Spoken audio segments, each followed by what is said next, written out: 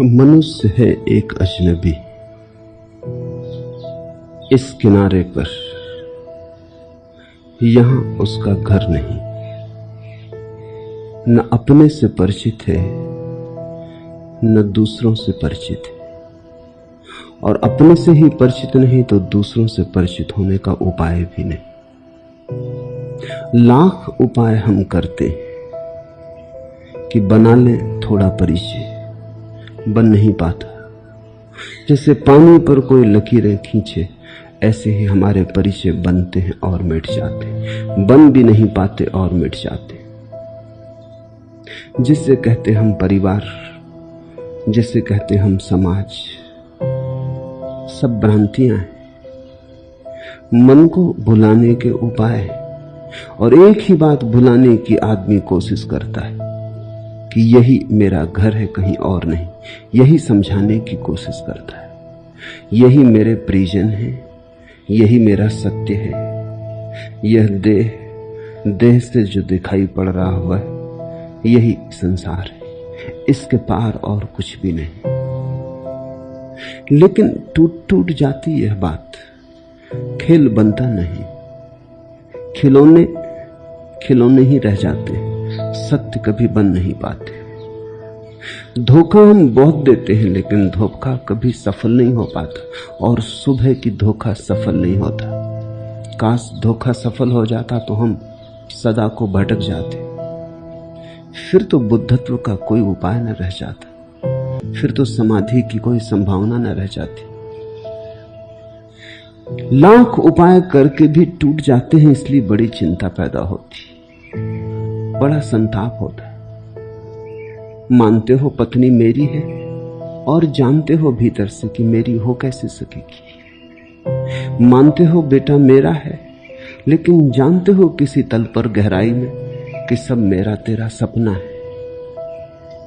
तो झुठला लेते हो, समझा लेते हो, सांत्वना कर लेते हो, लेकिन भीतर उबलती रहती आग, और भीतर एक बात तीर की तरह चुभी ही रहती है कि न मुझे मेरा पता है, न मुझे औरों का पता है। इस अजनबी जगह घर बनाया कैसे जा सकता है? जिस व्यक्ति को ये बोध आने लगा कि ये जगह ही अजनबी है, यहां परिचय हो नहीं सकता, हम किसी और देश के वासी हैं, जैसे ही ये बोध जगने लगा और तुमने हिम्मत की और तुमने यहां के भूल भुलावे में अपने को भटकाने के उपाय छोड़ दिए और तुम जागने लगे पार के प्रति, वो जो दूसरा किनारा है, वो जो बहुत दूर कुहासे में छिपा किनारा है, उसकी पुकार तुम्हें सुनाई पड़ने लगी, तो तुम्हारे जीवन में रूपांतरण शुरू हो जाता है। धर्म ऐसी ही क्रांति का नाम है। ये खाड़ियां, ये उदासी, यहां न बांधो नाव। ये और देश है साथी, यहां न बांधो नाव।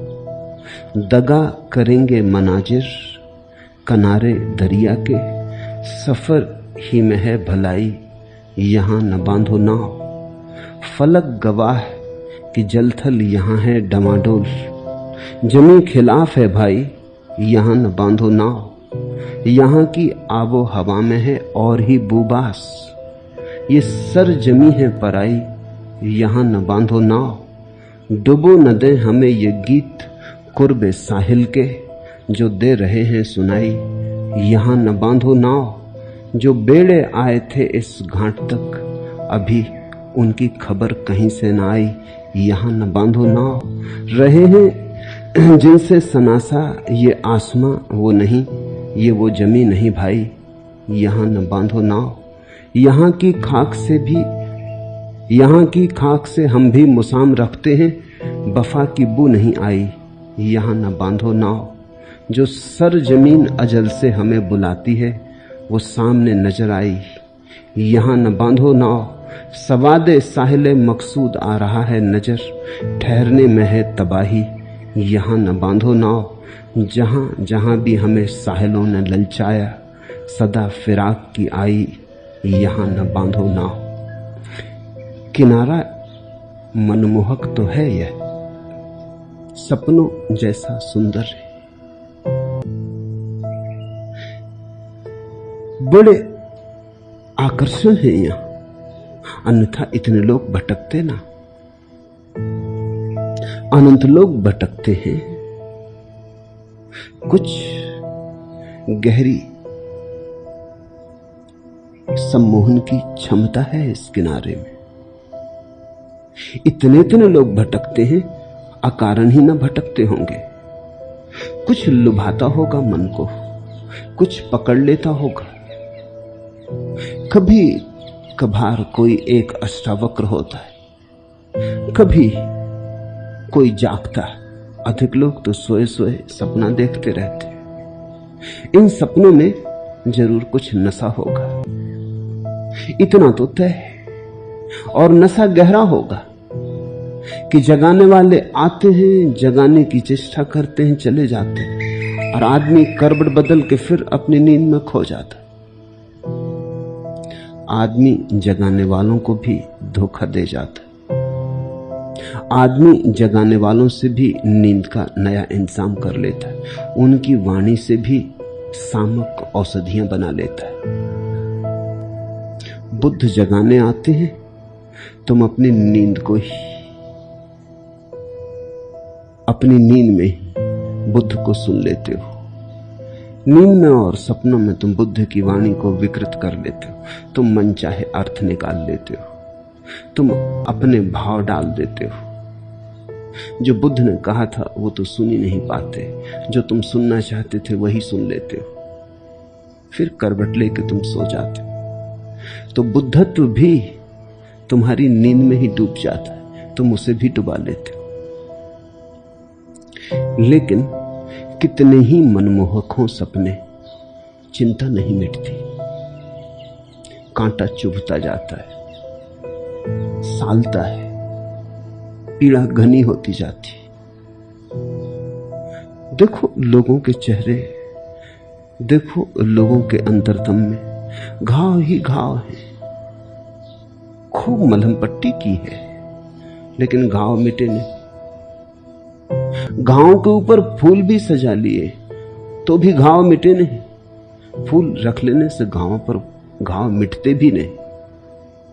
अपने में ही देखो, सब उपाय कर तुमने देखे, जो तुम कर सकते थे कर लिया है, हार गए हो बार बार, फिर भी एक जाग नहीं आती कि कहीं ऐसा तो नहीं है कि जो हम कर रहे हैं वो हो ही नहीं सकता। अपरिचित अपरिचित ही रहेगा। अगर परिचय बनाना हो तो अपने से बना लो, और कोई परिचय संभव नहीं है। दूसरे से परिचय हो ही नहीं सकता। एक ही परिचय संभव है, अपने से, क्योंकि दूसरे के भीतर तुम जाओगे कैसे? और अभी तो तुम अपने भीतर भी नहीं गए, अभी तो तुमने भीतर जाने की कला भी नहीं सीखी, अभी तो तुम अपने भी अंतरतम की सीढ़ियां नहीं उतरे, अभी तो तुमने अपने कुएं में ही नहीं झांका, अपने ही जल स्रोत में नहीं डूबे, तुमने अपने ही केंद्र को नहीं खोजा, तो दूसरे को तो तुम देखोगे कैसे?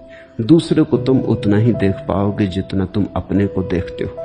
अगर तुमने माना कि तुम शरीर हो तो दूसरे तुम्हें शरीर से ज्यादा नहीं मालूम पड़ेंगे।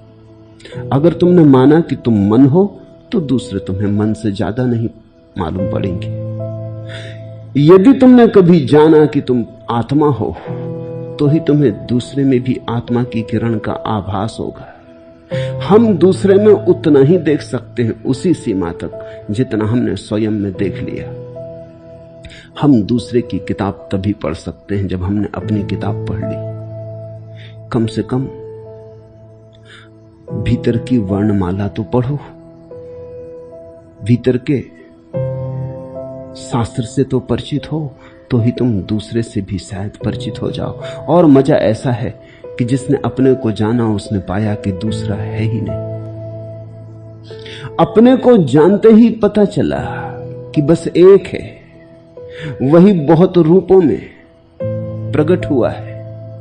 जिसने अपने को पहचाना उसे पता चला परिधि हमारी अलग अलग, केंद्र हमारा एक है। जैसे हम भीतर जाते हैं वैसे ही हम एक होने लगते हैं, जैसे हम बाहर की तरफ आते हैं वैसे ही अनेक होने लगते हैं। अनेक का अर्थ है बाहर की यात्रा, एक का अर्थ है अंतर यात्रा। तो जो दूसरे को जानने की चेष्टा करेगा, दूसरे से परिचित होना चाहेगा। पुरुष स्त्री से परिचित होना चाहता है, स्त्री पुरुष से परिचित होना चाहती। हम मित्र बनाना चाहते हैं, हम परिवार बनाना चाहते हैं, हम चाहते हैं अकेले ना हो। अकेले होने में कितना भय लगता है, कैसी कठिनाई हो जाती हैं वे घड़ियां जब हम अकेले होते, कैसी कठिन और दूभर, झेलना मुश्किल। क्षण क्षण ऐसे कटता जैसे वर्ष कटते हो, समय बड़ा लंबा हो जाता, संताप बहुत सघन हो जाता, समय बहुत लंबा हो जाता। तो हम दूसरे से परिचय बनाना चाहते हैं ताकि ये अकेलापन मिटे। हम दूसरे से परिवार बनाना चाहते हैं ताकि ये अजनबीपन मिटे, किसी तरह टूटे ये अजनबीपन, लगे कि ये हमारा घर है। सांसारिक व्यक्ति में उसी को कहता हूं जो इस संसार में अपना घर बना रहा। हमारा शब्द बड़ा प्यारा है, हम सांसारिक को गृहस्थ कहते हैं, लेकिन तुमने उसका ऊपरी अर्थ ही सुना है। तुमने इतना ही जाना है जो घर में रहता है वो सन्यासी, वो संसारी है। नहीं, घर में तो सन्यासी भी रहते, छप्पर तो उन्हें भी चाहिए पड़ेगा। उस घर को चाहे आश्रम कहो, चाहे उस घर को मंदिर कहो, चाहे स्थानक कहो, मस्जिद कहो, इससे कुछ फर्क पड़ता नहीं। घर तो उन्हें भी चाहिए होगा। नहीं, घर का भेद नहीं है, भेद कहीं गहरे में होगा। संसारी में उसको कहता हूं जो इस संसार में घर बना रहा है, जो सोचता है यहां घर बन जाएगा, जो सोचता है कि हम यहां के वासी हो जाएंगे, हम किसी तरह उपाय कर लेंगे। और सन्यासी वही है जिससे ये बात समझ में आ गई, यहां घर बनता ही नहीं। जैसे 2 और 2 5 नहीं होते, ऐसे उसे बात समझ में आ गई कि यहां घर बनता ही नहीं। तुम बनाओ, गिर गिर जाता है। यहां जितने घर बनाओ सभी ताश के पत्तों के घर सिद्ध होते। यहां तुम बनाओ कितने ही घर, सब जैसे रेत में बच्चे घर बनाते, ऐसे सिद्ध होते। हवा का झोंका आया नहीं कि गए, ऐसे मौत का झोंका आता है, सब विसर्जित हो जाता। यहां घर कोई बना नहीं पाया। जिस दिन तुम्हें यह दिखाई पड़ जाता है कि यहां कोई घर बना नहीं पाया, घर बनना इस जगत के नियम में ही नहीं है, उसी दिन तुम्हारे जीवन में सन्यास का पदार्पण होता। उसी दिन तुम्हारे जीवन में उस दूसरे किनारे की गहन अभिप्सा जागती, एक पुकार उठती, एक अहिर्निश खिंचाव, एक चुनौती। तुम चल पड़ते एक नई यात्रा पर। जब तुम संसार से परिचित होने का ख्याल छोड़ देते हो, तभी परमात्मा से परिचित होने का उपाय शुरू होता है। जब तुम ये भूल ही जाते हो कि दूसरा अपना हो सकता है, तब तुम अपने भीतर उतरने लगते, क्योंकि अब और कोई जगह ना रही जहां घर बनाए। बाहर कोई स्थान नहीं, भीतर ही जाना होगा। अष्टावक्र के ये सूत्र उस अंतर यात्रा के बड़े गहरे पड़ाव स्थल है। एक एक सूत्र को खूब ध्यान से समझना। ये बातें ऐसी नहीं कि तुम बस सुन लो, कि बस ऐसे ही सुन लो। ये बातें ऐसी हैं कि गुनोगे तो ही सुना। ये बातें ऐसी हैं कि ध्यान में उतरेंगी, अकेले कान में नहीं, तो ही पहुंचेंगी तुम तक। तो बहुत मौन से, बहुत ध्यान से। इन बातों में कुछ मनोरंजन नहीं। ये बातें तो उन्हीं के लिए हैं जो जान गए कि मनोरंजन मूढ़ता है। ये बातें तो उनके लिए हैं जो प्रौढ़ हो गए, जिनका बचपनापन गया, अब जो घर नहीं बनाते, अब जो खेल खिलौने नहीं सजाते, अब जो गुड्डा गुड्डियों के विवाह नहीं रचते, अब जिन्हें एक बात की जाग आ गई कि कुछ करना है, कुछ ऐसा आत्यंतिक कि अपने से परिचय हो जाए। अपने से परिचय हो तो चिंता मिटे, अपने से परिचय हो तो दूसरा किनारा मिले, अपने से परिचय हो तो सबसे परिचय होने का द्वार खुल जाए। जैसे ही कोई व्यक्ति अंतरतम की गहराई में डूबता है, एक दूसरे ही लोक का उदय होता है। ऐसे लोक का जहां तुम अपनी नाव बांध सकते हो, एक ऐसा किनारा जो तुम्हारा है। पहला सूत्र, अष्टावक्र ने कहा, भाव और अभाव का विकार स्वभाव से होता है। ऐसा जो निश्चयपूर्वक जानता है वह निर्विकार और क्लेश रहित पुरुष सहज ही शांति को प्राप्त होता है। सीधे साधे शब्द पर बड़े अर्थ गर्भित। भाव अभाव विकारस्य स्वभावदिति निश्चयी निर्विकारो गत क्लेशा सुखे नैवोप साम्यति। भाव अभाव विकारा स्वभावात्। अष्टावक्र इस पहले सूत्र में कहते हैं कि जो भी पैदा होता है, जो भी बनता है, मिटता है, आता है, जाता है, भाव हो अभाव हो, सुख हो दुख हो, जन्म हो मृत्यु हो, जहां भी आवागमन है, आना जाना है, बनना मिटना है, समझना वहां प्रकृति का खेल है। तुम में ना तो कभी कुछ उठता, ना कभी कुछ गिरता, न भाव ना अभाव, तुम सदा एक रस। तुम्हारे होने में कभी कोई परिवर्तन नहीं, सब परिवर्तन बाहर है, तुम शाश्वत सनातन। सब तरंगें बाहर है, तुम तो हो मात्र गहराई जहां कोई तरंग कभी प्रवेश नहीं पाती। तुम मात्र दृष्टा हो परिवर्तन के। भूख लगी,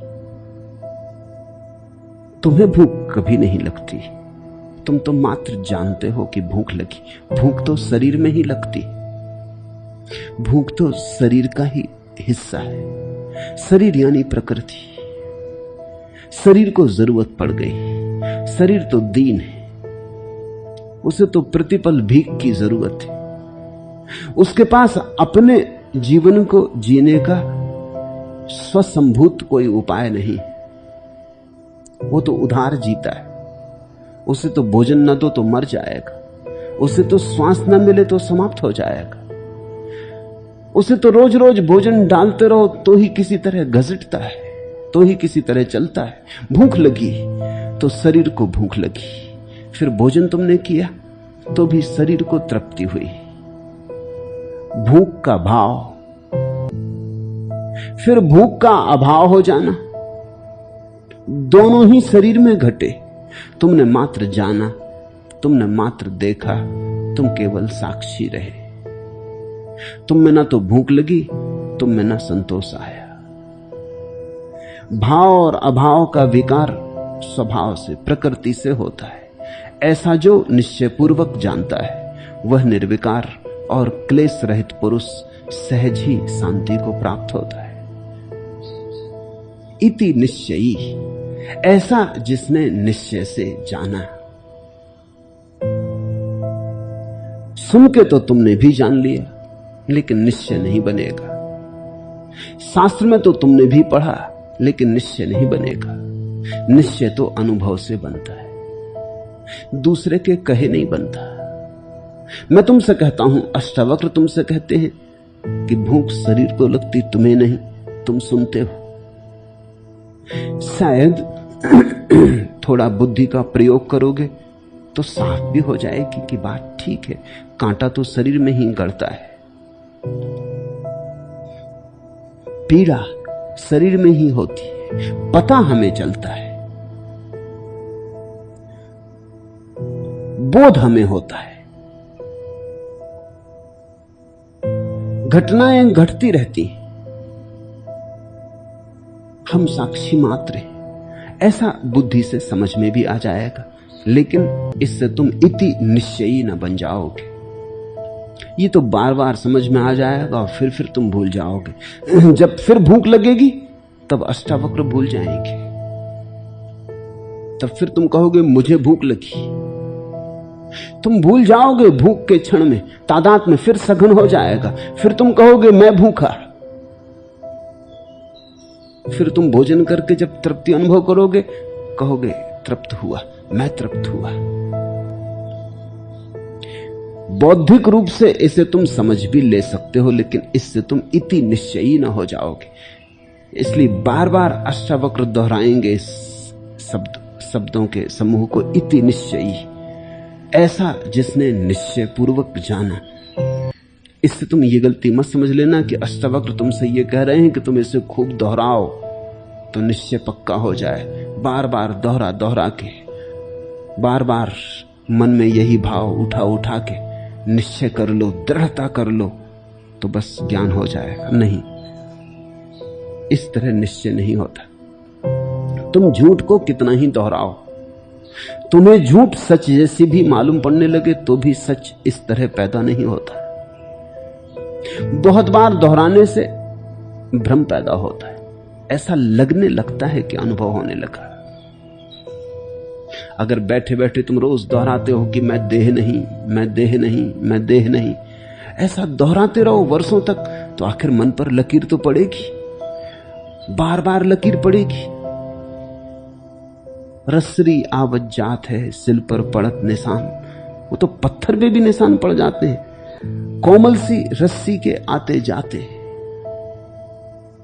तो मन पर निशान पड़ जाएगा। उसको तुम निश्चय मत समझ लेना,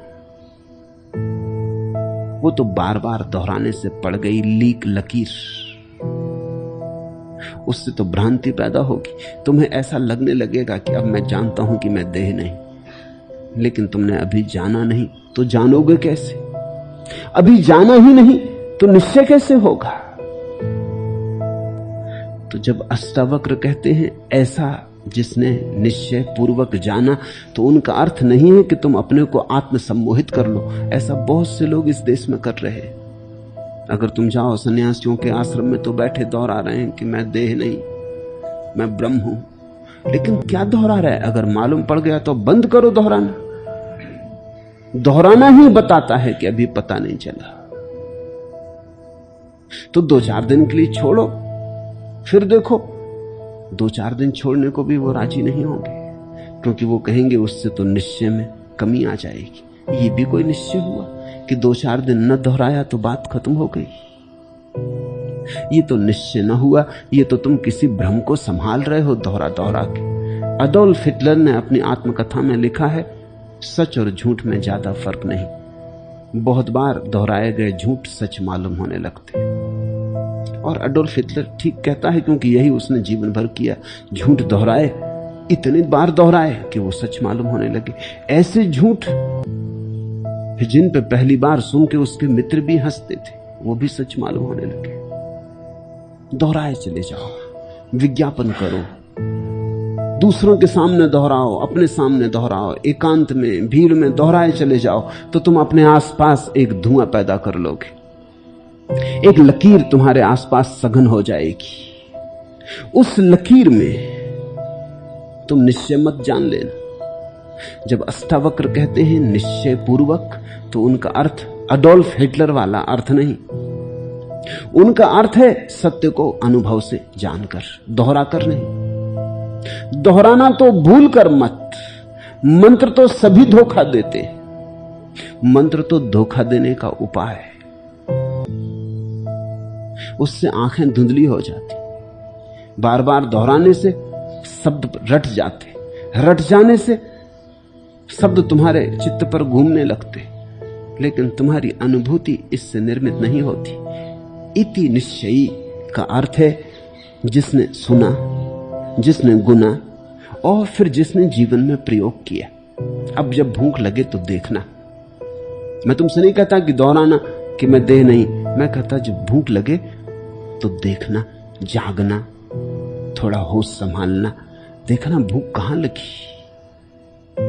तत्क्षण तुम पाओगे भूख शरीर में लगी। ये कोई अष्टावक्र के कहने से थोड़ी, मेरे कहने से थोड़ी, किसी के कहने से थोड़ी, ये तो भूख लगती ही शरीर में। इसको दोहराने की जरूरत नहीं, सिर्फ जानने की जरूरत है। इसे देखने की जरूरत है, पहचानने की जरूरत है, प्रतिभिज्ञा चाहिए। जब भूख लगे तो गौर से देखना कहां लग रही, पाओगे पेट में लग रही, और गौर से देखना। और तब ये भी देखना कि जो देखने वाला है, ये जो देख रहा भूख को लगते, इसको कहीं भूख लग रही। तुम अचानक पाओगे वहां कोई भूख का पता नहीं, वहां भूख की छाया भी नहीं पड़ती। जैसे दर्पण के सामने तुम खड़े हो जाते हो तो दर्पण में तुम्हारा प्रतिबिंब बनता है। दर्पण में कुछ बनता थोड़े ही, दर्पण में कोई अंतर थोड़ी पड़ता तुम्हारे खड़े हो जाने से। प्रतिबिंब कुछ है थोड़ी, तुम हटे कि प्रतिबिंब गया। दर्पण में तो कुछ भी नहीं बना, सिर्फ बनने का आभास हुआ। वो आभास भी तुम्हें हुआ, दर्पण को वो आभास भी नहीं हुआ। चैतन्य तो दर्पण जैसा है, उसके सामने घटनाएं घटती हैं, प्रतिबिंब बनते, बस घटनाएं समाप्त हो जाती, प्रतिबिंब खो जाते, दर्पण फिर खाली का खाली, फिर अपने अनंत खालीपन में आ गया। वही तो दर्पण की शुद्धि है, उसका अनंत खालीपन। निर्विकार गत क्लेशा। और जिस व्यक्ति को यह निश्चय से प्रतीति हो गई कि सब खेल प्रकृति में चलता, मैं दृष्टा मात्र हूं, उसके सब क्लेश समाप्त हो जाते, सब विकार शून्य हो जाते। निर्विकार गत क्लेशा, वो विकार शून्य हो जाता और समस्त क्लेश के पार हो जाता, विगत हो जाता। अब उसे कोई क्लेश नहीं हो सकता।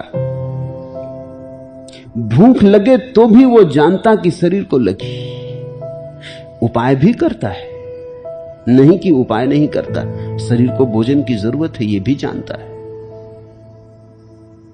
लेकिन अब कोई क्लेश नहीं होता। अब दर्पण इस भ्रांति में नहीं पड़ता कि मुझ पर कोई चोट पड़ रही। कांटा लगता है तो ज्ञानी भी कांटा निकालता है। जहां तक कांटा निकालने का संबंध है, ज्ञानी अज्ञानी में कोई फर्क नहीं। धूप पड़ती है तो ज्ञानी भी छाया में बैठता है। जहां तक छाया में बैठने का संबंध है, ज्ञानी अज्ञानी में कोई फर्क नहीं। अगर बाहर से तुम देखोगे तो ज्ञानी अज्ञानी में कोई भी फर्क ना पाओगे। क्या फर्क है? लेकिन भीतर अनंत फर्क है, बोध का भेद है। जब कांटा गड़ता तो ज्ञानी निकालता, लेकिन जानता शरीर में घटना घटी, पीड़ा भी शरीर में है, प्रतिबिंब मुझ में है। फिर कांटा निकल जाता तो पीड़ा से मुक्ति हुई, वह भी शरीर में है, पीड़ा से मुक्ति हुई, इसका प्रतिबिंब मुझ में है। बड़ी दूरी पैदा हो जाती, जैसे शरीर अनंत दूरी पर हो जाता, ज्ञानी शरीर से बड़ी दूर हो जाता। ज्ञानी शरीर में होता ही नहीं। जैसे जैसे ज्ञान सघन होता है, ज्ञानी शरीर से दूर होता जाता। और आश्चर्य की बात यह है कि जैसे जैसे ज्ञानी दूर होने लगता है, वैसे वैसे प्रतिबिंब सुस्पष्ट बनता है। तो जब बुद्ध के पैर में कांटा गड़ेगा तो शायद तुमने सोचा हो उन्हें पीड़ा नहीं होती। मैं तुमसे कहना चाहता हूं, उनकी पीड़ा का बोध तुमसे ज्यादा स्पष्ट होगा। स्वभावतः उनका दर्पण ज्यादा निर्मल है। जिस दर्पण पे धूल जमी, उसमें कहीं प्रतिबिंब साफ बनते। जिस दर्पण पे कोई धूल नहीं रही, निर्विकार हुआ, उस पर प्रतिबिंब बड़े साफ बनते। बुद्ध की संवेदनशीलता निश्चित ही तुमसे कई गुना, अनंत गुना ज्यादा होगी, फिर भी क्लेश नहीं होगा। दर्पण शुद्ध है, प्रतिबिंब साफ बनते, लेकिन क्लेश बिल्कुल नहीं होता। क्योंकि क्लेश का अर्थ तुम समझ लो, क्लेश का अर्थ है शरीर का, आत्मा का तादात्म्य। जैसे ही तुमने अपने को शरीर से जोड़ा और कहा मुझे भूख लगी, क्लेश हुआ। क्लेश ना तो शरीर में है ना आत्मा में, शरीर और आत्मा के मिलन में। जहां दोनों ने भ्रांति की कि हम एक हुए, वहीं क्लेश का जन्म होता। शरीर और आत्मा की जो गांठ है, जो विवाह है, जो तुमने 7 फेरे डाल लिए, उसमें ही क्लेश है। निर्विकार गत क्लेशा सुखेन एव उपसाम्यति। और अष्टावक्र कहते हैं कि अगर इतनी बात साफ हो जाए, इतना निश्चय हो जाए कि मैं भिन्न, कि मैं सदा भिन्न, कि मैं कभी पीड़ा सुख दुख आने जाने से मेरा कोई जोड़ नहीं, गांठ खुल जाए, ऐसा तलाक हो जाए शरीर से, ऐसा भेद और फासला हो जाए, तो सहज ही शांति उपलब्ध होती। सुखेन एव उपसाम्यति। तो अष्टावक्र कहते हैं फिर इस शांति के लिए कोई तपस्या नहीं करनी पड़ती कि सिर के बल खड़े हों, कि हवन जलाएं और आग के पास धूनी रमाएं और शरीर को गलाएं और कष्ट दें। ये सब बातें व्यर्थ हैं। सुखेन एव, बड़े सुखपूर्वक, बड़ी शांतिपूर्वक, बिना किसी श्रम के, बड़ी विराम और विश्रांति में जीवन की परम घटना घट जाती, जिसको ज़ेन फकीर कहते हैं प्रयास रहित प्रयास। अष्टावक्र के सूत्र का वही अर्थ है। मैं कई बार सोचता हूं कि ज़ेन फकीरों को अष्टावक्र के सूत्रों की तरफ ध्यान क्यों नहीं गया। शायद सिर्फ इसलिए कि अष्टावक्र के सूत्र बुद्ध से संबंधित नहीं है। अन्यथा ज़ेन के लिए अष्टावक्र के सूत्रों से ज्यादा और कोई परम भूमिका नहीं हो सकती। अष्टावक्र का सारा कहना यही है कि बिना श्रम के हो जाता है, बिना चेष्टा के हो जाता है, क्योंकि बात सिर्फ बोध की है, चेष्टा की है नहीं। कुछ करना नहीं है, जैसा है वैसा जानना है। करने की बात ही फिजूल है।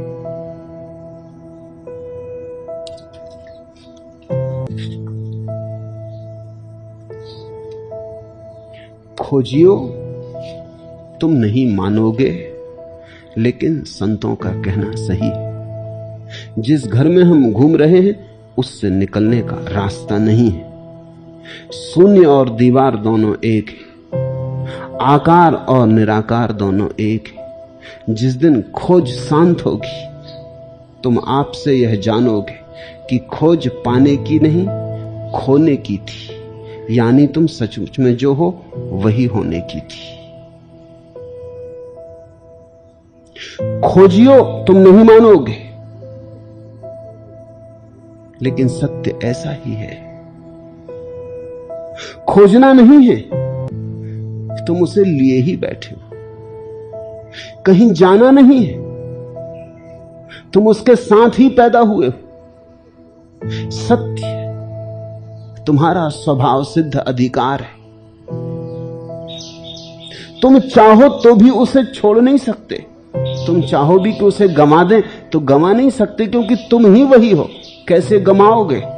कहां तुम जाओगे? जहां तुम जाओगे सत्य तुम्हारे साथ होगा। ये कहना ही ठीक नहीं कि सत्य तुम्हारे साथ होगा, क्योंकि इससे लगता है जैसे दो है। तुम सत्य हो, तत्वमसि, तुम वही हो। तो छोड़ोगे कैसे? भागोगे कैसे? बचोगे कैसे? चले जाओ गहनतम नरक में, अंधकार से अंधकार में, क्या फर्क पड़ेगा? तुम ही रहोगे। भटको खूब, भूल जाओ बिल्कुल अपने को। तुम्हारे भूलने से कुछ भी अंतर ना पड़ेगा। तुम ही रहोगे। भूलो कि जागो, तुम ही रहोगे। जिस दिन खोज शांत होगी तुम आपसे आप यह जानोगे कि खोज पाने की नहीं, खोने की थी, यानी तुम सचमुच में जो हो वही होने की थी। इसलिए अष्टावक्र कह पाते हैं सुखेन एव उपसाम्यति, बड़े सुखपूर्वक घट जाती क्रांति। पत्ता भी नहीं हिलता और घट जाती क्रांति। श्वास भी नहीं बदलनी पड़ती, पैर भी नहीं उठाना पड़ता, कहीं गए बिना आ जाती मंजिल। क्योंकि मंजिल तुम अपने भीतर लिए चल रहे हो। तुम्हारा घर तुम्हारे भीतर है, वो दूसरा किनारा तुम्हारे भीतर है। एक है किनारा तुम्हारे बाहर और एक है किनारा तुम्हारे भीतर। तुम्हारे भीतर और बाहर, इन दो किनारों के बीच प्रवाह है परमात्मा का।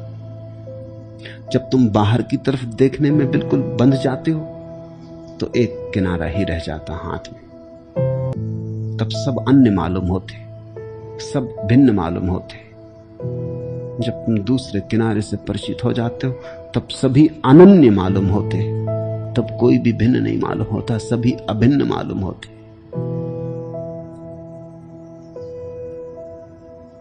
सबको बनाने वाला ईश्वर है, यहां दूसरा कोई नहीं। ऐसा जो निश्चय पूर्वक जानता है वह पुरुष शांत है, उसकी सब आशाएं जड़ से नष्ट हो गई और वह कहीं भी आसक्त नहीं होता। ईश्वरा सर्व निर्माता नेहान्य इति निश्चयी अंतर्गलित सर्वासा शांतः क्वापि न सज्जते।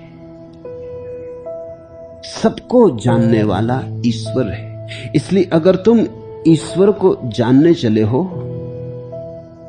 तो एक गलती कभी मत करना, तुम ईश्वर को दृश्य की तरह मत सोचना। ईश्वर दृश्य नहीं बन सकता, वो सबको जानने वाला है, वो दृष्टा है।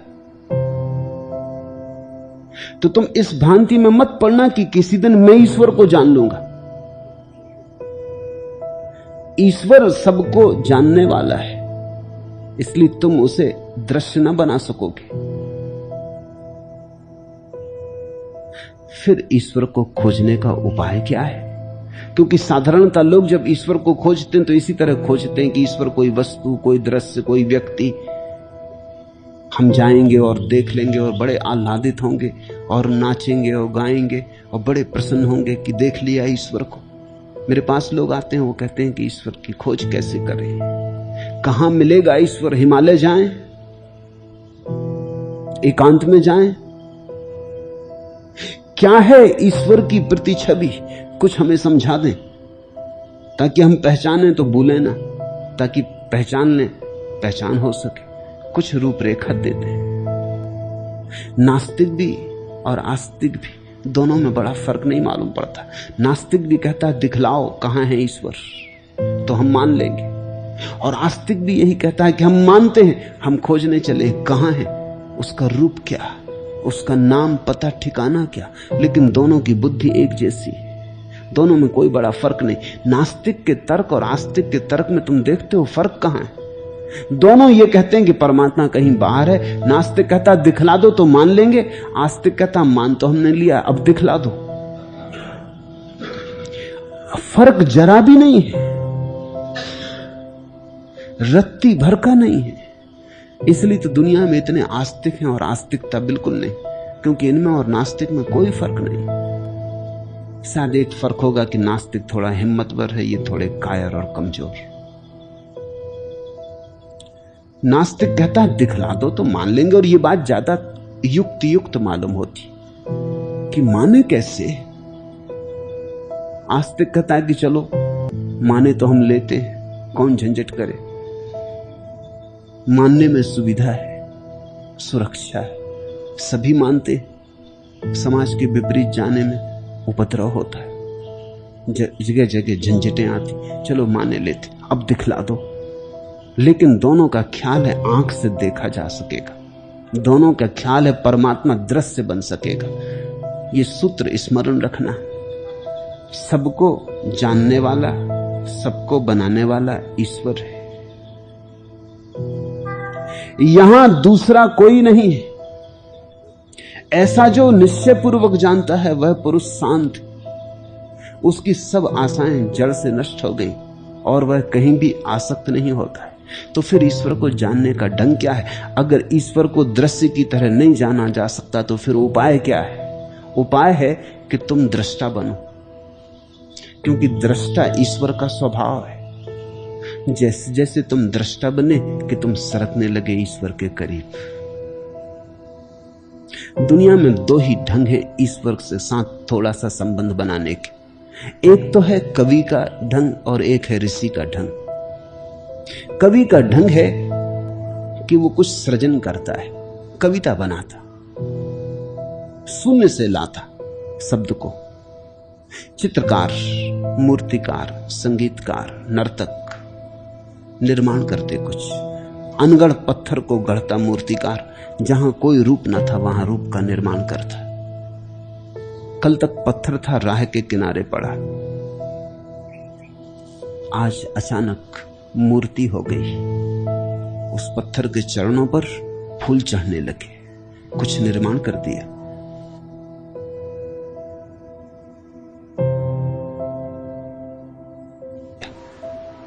कहते हैं माइकलएंजेलो निकल रहा था एक रास्ते से और उसने किनारे पर पड़ा हुआ एक पत्थर देखा।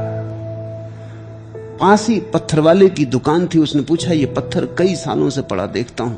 उसने कहा, इसका कोई खरीदार नहीं, बहुत अनगढ़ है। माइकलएंजेलो ने कहा, मैं इसे खरीद लेता हूं। उस पत्थर से माइकलएंजेलो ने ईसा की बड़ी सुंदर प्रतिमा निकाली। जब प्रतिमा बन गई तो वो पत्थर की दुकान वाला भी देखने आया। उसने कहा, चमत्कार है, क्योंकि ये पत्थर मैं भी नहीं मानता था कि बिकेगा। ये तुमने क्या किया, कैसा जादू? माइकलएंजेलो ने कहा, मैंने कुछ किया नहीं। मैं जब निकल रहा था तो इस पत्थर में छिपे हुए जीसस ने मुझे पुकारा और कहा, मुझे छोड़ाओ, मुझे मुक्त करो, तुम ही कर सकोगे। मैं बंधे बंधे बहुत दिन हो गए इस पत्थर में। तो जो व्यर्थ हिस्सा था वो मैंने अलग कर दिया, मैंने कुछ किया नहीं। लेकिन एक अनूठी कृति निर्मित हो गई अनगढ़ पत्थर से। जब माइकलएंजेलो जैसा मूर्तिकार एक अनगढ़ पत्थर को एक मूर्ति में बना डालता है तो ईश्वर के करीब होने का थोड़ा सा अनुभव होता है, क्योंकि सृष्टा हुआ। जब कोई नर्तक एक नृत्य को जन्म देता है और उस नृत्य में डूब जाता है तो थोड़ी सी ईश्वर की झलक मिलती, क्योंकि ऐसा ही ईश्वर अपनी सृष्टि में डूब गया है और नाच में लीन हो गया है। जब कोई कवि एक गीत को ले आता भीतर के शून्य से पकड़ के, बड़ा कठिन है लाना, शब्द छूट छूट जाते, शून्य पकड़ में आता नहीं, लेकिन बांध लाता किसी तरह धागों में शब्दों के, भाषा के। और जब गीत का जन्म होता है तो उसके चेहरे पर जो आनंद की आभा है, वैसी ही आनंद की आभा ईश्वर ने जब सृष्टि बनाई होगी तो उसके चेहरे पर रही होगी। ख्याल रखना, ना तो कोई ईश्वर है ना कोई चेहरा है। ये तो मैं कवि की बात समझा रहा हूं तो कवि की भाषा का उपयोग कर रहा हूं। एक ढंग है सृष्टा होकर ईश्वर के पास पहुंचने का, क्योंकि वह सृष्टा है। तो तुम कुछ बनाओ। जब कोई स्त्री मां बन जाती तो उसके चेहरे पर जो आनंद की झलक है वो सृजन की झलक है। एक बच्चे को जन्म हुआ, देखा तुमने?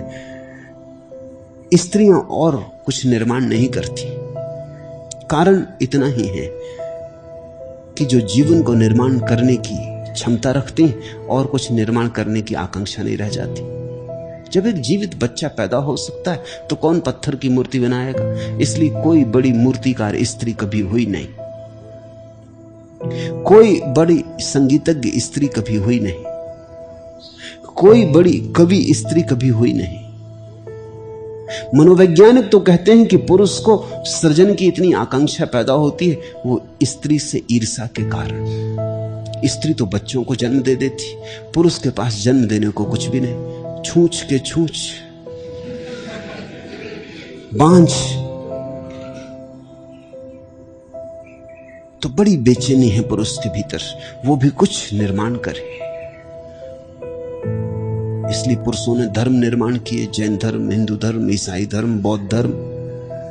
बड़ी मूर्तियां बनाई, अजंता, एलोरा, खजुराहो। बड़े चर्च, बड़े मंदिर बनाए, बड़े काव्य लिखे, कालिदास, शेक्सपियर, मिल्टन। स्त्री उस अनुभव को, उस पुलक को उपलब्ध हो जाती जब बच्चे का जन्म होता। तब इस जन्मे बच्चे को अपने ही भीतर के शून्य से आए हुए जीवन को देखकर पुलकित हो जाती। इसलिए जब तक स्त्री को बच्चा न पैदा हो तब तक कुछ कमी रहती, चेहरे पर कुछ भाव शून्य रहता। स्त्री अपने परम सौंदर्य को उपलब्ध होती मां बनकर, क्योंकि मां बन के वो सृष्टा हो जाती। थोड़ा सा सृष्टि का रस उस पर भी बरस जाता, थोड़ी बदली उस पर भी बरखा कर जाती। पुरुष भी जब कुछ बना लेता तो प्रमुदित होता, आह्लादित होता, आनंदित होता। कहते हैं आर्किमिडीज ने जब पहली दफा कोई गणित का सिद्धांत खोज लिया तो वो टब में लेटा हुआ था। लेटे लेटे उसी आराम में उसे सिद्धांत समझ में आया, अनुभूति हुई, एक द्वार खुला। वो इतना मस्त हो गया, भागा निकल के, क्योंकि सम्राट ने उससे कहा था ये सिद्धांत खोज लेने को। वो भूल ही गया कि नंगा है। राह पे भीड़ इकट्ठी हो गई और वो चिल्ला रहा है, एरेका एरेका, पा लिया। लोगों ने पूछा पागल हो गए हो, नंगे हो? तब उसे होश आया, भागा घर में। उसने कहा ये तो मुझे ख्याल ही ना रहा। सृजन का आनंद पा लिया। उस घड़ी आदमी वैसा ही है जैसा परमात्मा। एक थोड़ी सी किरण उतरती। वैज्ञानिक हो, कवि हो, चित्रकार, मूर्तिकार, जब भी तुम कुछ सृजन कर लेते हो तो एक किरण उतरती। ये तो एक रास्ता है, इसको मैं काव्य का रास्ता कहता, कला का रास्ता कहता। परमात्मा के पास जाने का सबसे सुगम रास्ता है कला, मगर पूरा नहीं है ये रास्ता। इससे सिर्फ किरणें हाथ में आती, सूरज कभी हाथ में नहीं आता। फिर दूसरा रास्ता है ऋषि का। ऋषि परमात्मा को जानता है साक्षी होकर, कवि जानता है सृष्टा होकर।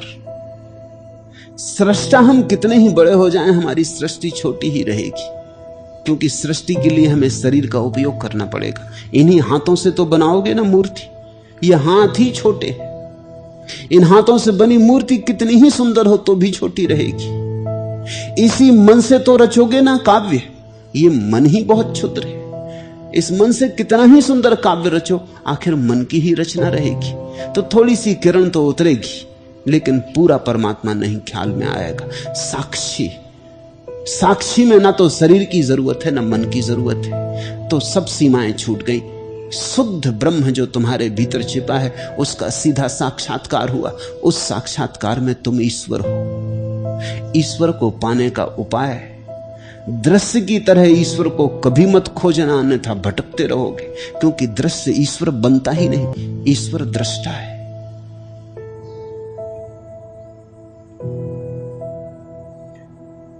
सबको बनाने वाला, सबको जानने वाला ईश्वर है, यहां दूसरा कोई नहीं। ऐसा जो निश्चय पूर्वक जानता है वह पुरुष शांत है। फिर कैसी अशांति? जब एक ही है फिर कैसी अशांति? द्वंद्व ना रहा, द्वैत ना रहा, दुविधा ना रही, दुई ना रही, फिर कैसी अशांति? कलह करने का उपाय ना रहा। तुम ही तुम हो, मैं ही हूं, एक ही है। एक रस सब हुआ तो शांति अनायास सिद्ध हो जाती। उसकी सब आशाएं जड़ से नष्ट हो गई। जिसने ऐसा जाना कि ईश्वर ही है, अब उसकी कोई आशा नहीं, कोई आकांक्षा नहीं, क्योंकि अब अपनी आकांक्षा ईश्वर पर थोपने का क्या प्रयोजन? वो जो करेगा ठीक ही करेगा। फिर जो हो रहा है ठीक ही हो रहा है, जो है शुभ है। जब भी तुम आशा करते हो उसका अर्थ ही इतना है कि तुमने शिकायत कर दी। जब तुमने कहा कि ऐसा हो, उसका अर्थ ही है कि जैसा हो रहा है उससे तुम राजी नहीं। तुमने कहा ऐसा हो, उसमें ही तुमने शिकायत कर दी, उसमें ही तुम्हारी प्रार्थना नष्ट हो गई। प्रार्थना का अर्थ है जैसा है वैसा शुभ, जैसा है वैसा सुंदर, जैसा है वैसा सत्य। इससे अन्यथा की कोई मांग नहीं। तब तुम्हारे भीतर प्रार्थना है। आस्तिक का अर्थ है जैसा है उससे मैं परिपूर्ण हृदय से राजी हूं। मेरा कोई सुझाव नहीं परमात्मा को कि ऐसा हो कि वैसा हो। मेरा सुझाव क्या अर्थ रखता है? क्या मैं परमात्मा से स्वयं को ज्यादा बुद्धिमान मान बैठा हूं? जब एक ही है तो जो भी हो रहा है ठीक ही हो रहा है। और जब सभी ठीक हो रहा है तो अशांति खो ही जाती। अंतर्गलित सर्वासा, ऐसे व्यक्ति के भीतर से आशा, निराशा, वासना, आकांक्षा सब गलित हो जाती, विसर्जित हो जाती। फिर आसक्ति का भी कोई उपाय नहीं बचता। जब एक ही है तो कौन करे आसक्ति, किससे करे आसक्ति?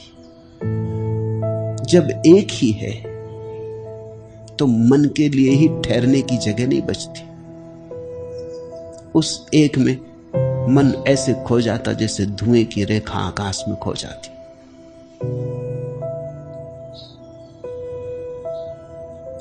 मूल फूल को पूछता रहा, ऊपर कुछ पता चला? फूल मूल को पूछता रहा, नीचे कुछ सुराग मिला? लेकिन फूल और मूल एक ही। वो जो नीचे चली गई है जड़, गहरे अंधेरे में पृथ्वी के गहन गर्भ में, और वो जो फूल आकाश में उठा है और खिला है हवाओं में, गंध को बिखेरता, सूरज की किरणों में नाचता, ये दो नहीं।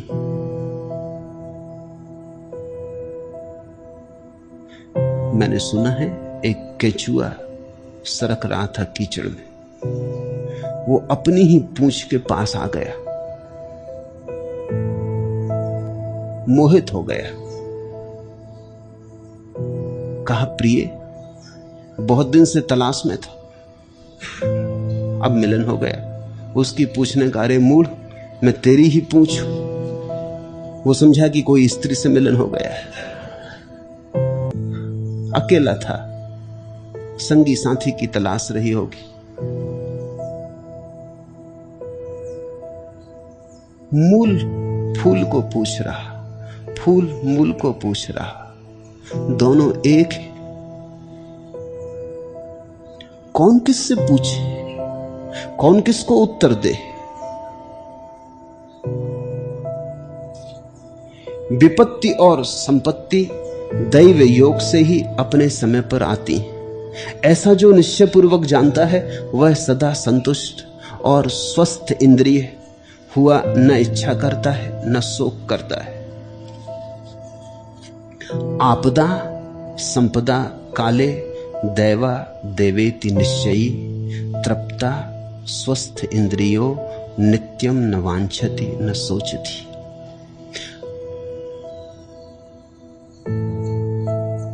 काले आपदा जा चा संपदा, समय पर सब होता है। समय पर जन्म, समय पर मृत्यु, समय पर सफलता, समय पर असफलता, समय पर सब होता है।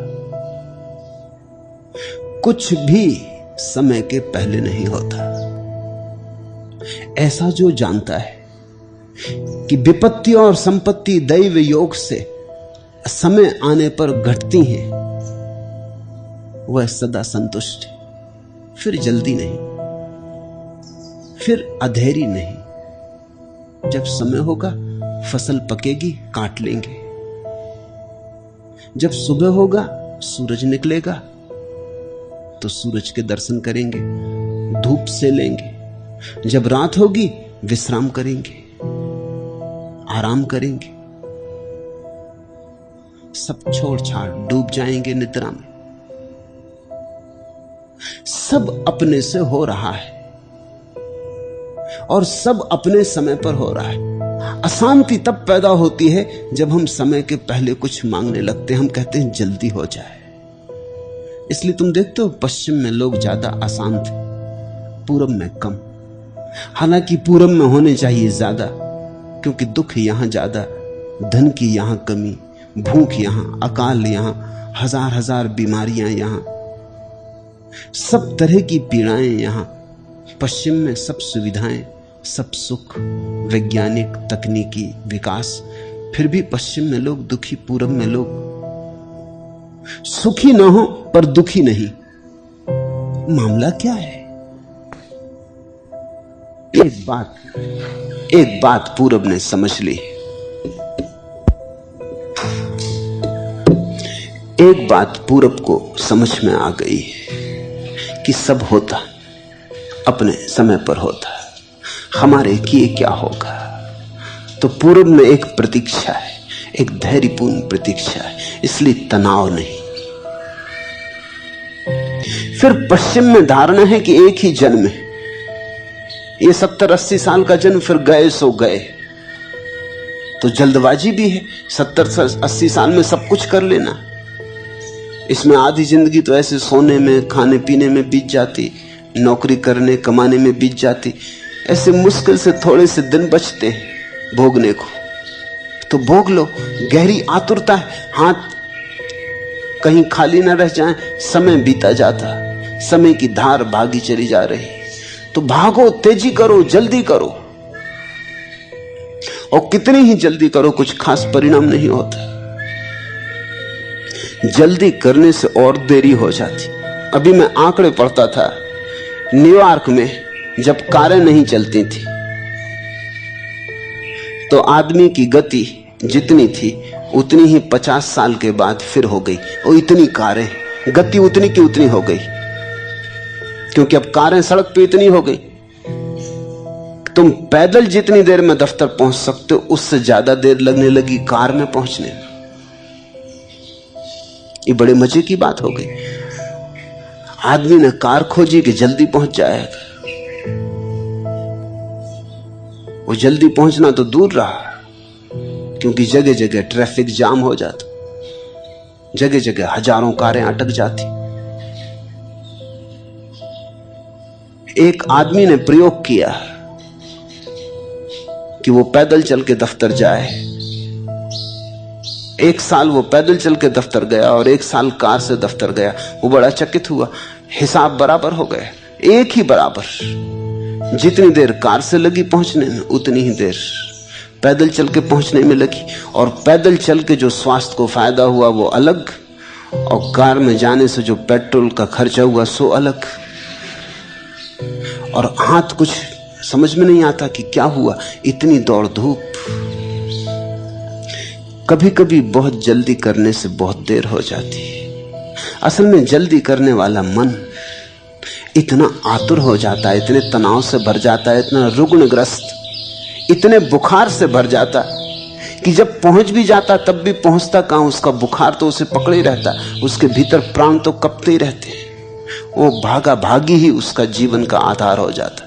एक जगह से दूसरी जगह, दूसरी जगह से तीसरी जगह, एक नौकरी से दूसरी नौकरी, एक किताब से दूसरी किताब, एक गुरु से दूसरे गुरु, वो भागते ही रहता। इस पत्नी को बदलो, इस पति को बदलो, इस धंधे को बदलो, वो भागते ही रहता। आखिर में वो पाता है कि भागा खूब, पहुंचे कहीं भी नहीं। जैसे कोल्हू का बैल चलता रहे अपनी ही लीक पर गोल गोल घूमता रहता। विपत्ति और संपत्ति दैव योग से अपने समय पर आती। ऐसा जो निश्चयपूर्वक जानता है वह सदा संतुष्ट, स्वस्थ इंद्रिय, हुआ न इच्छा करता है न शोक करता है। जो आता है उसका साक्षी रहता। दुख आया तो साक्षी, सुख आया तो साक्षी, धन आया तो साक्षी, निर्धन हो गया तो साक्षी। उसके भीतर एक रास्ता बनी रहती। मत छुओ इस झील को, ककड़ी मारो नहीं, पत्तियां डारो नहीं, फूल मत बोरो और कागज की तरी इसमें नहीं छोड़ो। खेल में तुमको पुलक उन्मेष होता है, लहर बनने में सलिल को क्लेश होता है। पर हम डालते जाते कंकड़ियां वासनाओं की, आकांक्षाओं की, फेंकते चट्टाने, कंकड़ियां दूर, फेंकते चट्टाने महत्वाकांक्षाओं, महत्वाकांक्षाओं की। झील कपती रहती, सलिल को बहुत क्लेश होता है। साक्षी बनो, कर्ता होना छोड़ो। कर्ता होने से ही सारा उपद्रव है। पूरब का सारा संदेश एक छोटे से शब्द में आ जाता है, साक्षी बनो।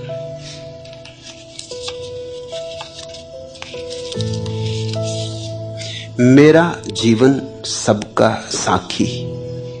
कितनी बार दिवस बीता है, कितनी बार निशा बीती है, कितनी बार तिमिर जीता है, कितनी बार ज्योति जीती है, मेरा जीवन सबका साखी है। कितनी बार सृष्टि जागी है, कितनी बार प्रलय सोया है, कितनी बार हंसा है जीवन, कितनी बार विवश रोया है, मेरा जीवन सबका साखी।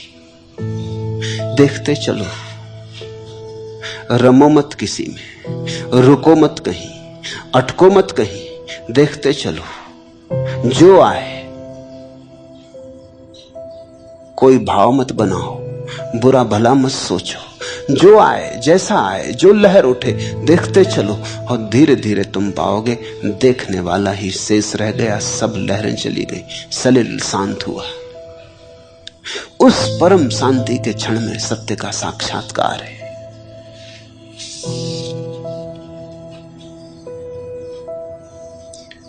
काले आपदा चा संपदा, जब आता समय होती घटनाएं।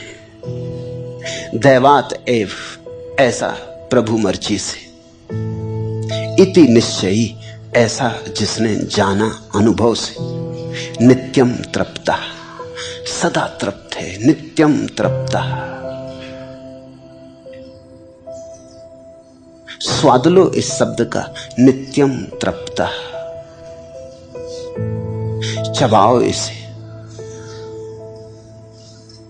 गलाओ इसे, उतर जाने दो हृदय तक। नित्यम तृप्ता, वो सदा तृप्त है। ऐसा व्यक्ति अतृप्ति जानता ही नहीं।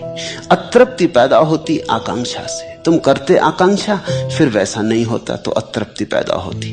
न करो आकांक्षा, न होगी अतृप्ति। न रहेगा बांस, न बजेगी बांसुरी। स्वस्थ इंद्रिया, और ऐसा व्यक्ति स्वयं में स्थित हो जाता, स्वस्थ हो जाता, और उसकी सारी इंद्रियां स्वयं से भीतर की केंद्रीय शक्ति से संचालित होने लगती। अभी तो इंद्रियां तुम्हें चलाती, अभी तो दिखाई पड़ गया भोजन और भूख लगाती। भूख थी नहीं क्षण भर पहले। चमत्कार है, कैसे तुम धोखा दे देते हो।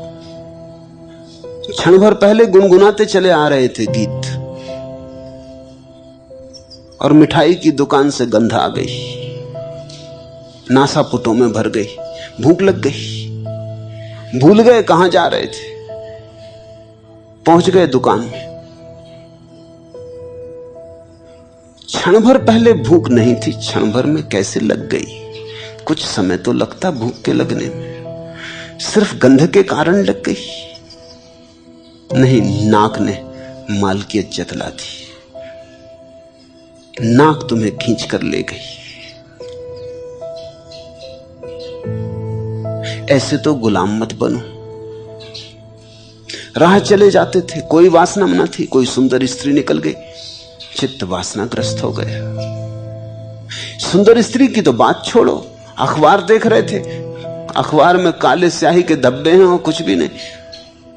वहां किसी ने नग्न स्त्री का चित्र बनाया हुआ अखबार में, उसी को देख के आंदोलित हो गए। चल पड़े सपनों में, खोजने लगे, वासना प्रज्वलित होने लगी। ये तो हद हो गई, जरा सोचो भी तो। कागज का टुकड़ा है, उस पर कुछ स्याही के दाग हैं, इनसे तुम इतने प्रभावित हो गए। आंखों ने धोखा दे दिया, तो फिर आंखें दिखाने का साधन न रही, अंधा बनाने लगी। जब आंख मालिक हो जाए तो अंधा बनाती, जब तुम मालिक हो तो आंख देखने का साधन होती। बुद्ध देखते हैं आंख से, महावीर देखते हैं, तुम नहीं। इंद्रियां अभी मालिक है, तुम गुलाम हो। इस गुलामी से छूट जाने का नाम मुक्ति है, मोक्ष है। जब तुम मालिक हो जाओ और इंद्रियां तुम्हारी अनुचर हो जाएं। स्वस्थ इंद्रिया न वांछती न सोचती। ऐसा व्यक्ति न तो किसी तरह की चिंता करता, न इच्छा करता, न शोक करता, क्योंकि सारी बात समाप्त हो गई। जो है उसके साथ परम भाव से राजी है। नित्यम तृप्ता। सुख और दुख, जन्म और मृत्यु दैव योग से ही होता है। ऐसा जो निश्चय पूर्वक जानता, वह पुरुष साध्य कर्म को नहीं देखता हुआ और श्रम रहित कर्म करता हुआ भी लिप्त नहीं होता है। सुख दुखे जन्म मृत्यु दैवा देवेति निश्चयी साध्यादृशी निरायासा कुर्वन्नपि न लिप्यते। सुख दुखे जन्म मृत्यु दैवात एव। सुख दुख जन्म और मृत्यु भी मिले हैं। सोचो, देखो जरा, तुमने जन्म तो सोचा नहीं था कि हो, तुमने जन्म पाने के लिए तो कुछ किया नहीं था, तुमसे किसी ने पूछा भी नहीं था कि तुम जन्म लेना चाहते कि नहीं, तुम्हारी मर्जी का सवाल ही नहीं है। तुमने अचानक एक दिन अपने को जीवन में पाया, जन्म घटा है, तुम्हारा कर्तव्य नहीं है कुछ। ऐसी ही एक दिन मौत भी घटेगी। तुमसे कोई पूछेगा नहीं कि अब मरने की इच्छा है या नहीं, रिटायर होना चाहते कि नहीं, कोई नहीं पूछेगा। तुम कोई हड़ताल वगैरह भी ना कर सकोगे कि जल्दी रिटायरमेंट किया जा रहा, अभी हम और जीना चाहते, कोई उपाय नहीं। मौत द्वार पर दस्तक भी नहीं देती, पूछती भी नहीं, सलाह मशविरा भी नहीं लेती, बस उठा के ले जाती।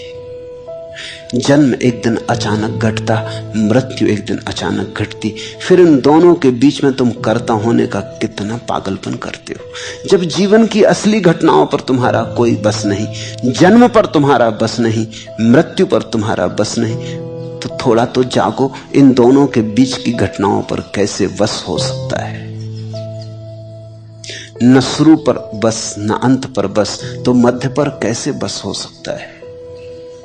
इतना ही अर्थ है जब हम कहते हैं भगवान करता, दैव योग से, भाग्य से। इतना ही अर्थ है, इसी सत्य की स्वीकृति है कि ना हम शुरू में पूछता कोई हमसे, ना बाद में हमसे कोई पूछता, तो बीच में हम नाहक शोरगुल क्यों करें? तो जब ना शुरू में कोई पूछता, ना बाद में कोई पूछता, तो बीच में भी हम क्यों नाहक चिल्लाएं, दुखी हों? तो बीच को भी हम स्वीकार करते हैं। इस स्वीकार में परम शांति है। जो निश्चय पूर्वक ऐसा जानता, फिर उसके लिए कुछ साध्य नहीं रह गया। परमात्मा जो करवाता वो करता। जब तुम्हारा कोई साध्य नहीं रह गया, तो फिर जीवन में कभी विफलता नहीं होती। परमात्मा हराता तो तुम हारते, परमात्मा जिताता तो तुम जीतते। जीत तो उसकी, हार तो उसकी। ऐसा व्यक्ति श्रम रहित हुआ, कर्म करता हुआ, ख्याल करना इन शब्दों पर, श्रम रहित हुआ, कर्म करता हुआ। श्रम तो समाप्त हो गया, अब कोई मेहनत नहीं है जीवन में, अब तो खेल है। वो जो करवाता, जैसे नाटक, पीछे नाटककार छिपा है, वो जो कहलवाता हम कहते हैं, वो जो प्रांप्ट करता पीछे से वो हम दोहराते, वो जैसा वेशभूषा सजा देता हम वैसी वेशभूषा कर लेते। वो राम बना देता तो राम बन जाते, रावण बना देता तो रावण बन जाते। कोई ऐसा थोड़ी कि रावण झंझट खड़ी करता है कि मुझको रावण क्यों बनाया जा रहा है, मैं राम बनूंगा। ऐसी झंझट कभी कभी हो जाती तो झंझट मालूम होती है, मूढ़तापूर्ण मालूम होती। एक गांव में ऐसा हुआ, रामलीला होती थी, और जब सीता का स्वयंवर रचा तो रावण भी आया था। संभावना थी कि रावण धनुष को तोड़ दे, लेकिन तत्क्षण राजनीति का पुराना जाल, खबर आई लंका से कि लंका में आग लग गई है, जो कि बात झूठी थी, कूटनीतिक थी। वहीं से तो रामायण का सारा उपद्रव शुरू हुआ। लंका में आग लग गई तो भागा, पकड़ा होगा एरोप्लेन रावण ने उसी क्षण, भागा एकदम लंका। लेकिन जब तक यहां सब खत्म हो गया, वो गया लंका, उसको हटाने का ये उपाय था। वो गया लंका, तब तक राम को सीता वरी गई। एक गांव में रामलीला हुई। अब रावण को पता तो था, ही तो नाटक ही था, असली तो था नहीं। पता तो था ही क्या होता है। वो कुछ गुस्से में था, मैनेजर के खिलाफ था, वो असल में चाहता था राम बनना, और उसने कहा कि तू रावण बन। उसने कहा अच्छा देख लेंगे, वक्त पे देख लेंगे। जब बाहर गुहार मची स्वयंवर के बाहर कि रावण तेरी लंका में आग लगी, उसने कहा लगी रहने दो, आज तो सीता को वर के ही घर जाएंगे। और उसने उठ के धनुष्बाण तोड़ दिया, धनुष्बाण रामलीला का। अब बड़ी मुश्किल खड़ी हो गई कि अब करना क्या। तो जनक बूढ़ा आदमी, पुराना उस्ताद था, उसने कहा भृत्यो, ये मेरे बच्चों के खेलने का धनुष्बाण कौन उठा लाया? गिराओ पर्दा, असली धनुष सुनाओ। धक्के देकर उस रावण को निकाला, वो निकलता नहीं था। वो कहे कि ले आओ, असली ले आओ। तुम जीवन में ऐसे ही नाहक धक्कम धुक्की कर रहे हो। पूरब की मनीषा ने जो गहरे सूत्र खोजे उनमें एक है कि जीवन एक अभिनय है, नाटक है, लीला है। इसे गंभीरता से मत लो। जो वो करवाए कर लो, जो वो दिखलाए देख लो। तुम अछूते बने रहो, तुम कुंवारे बने रहो।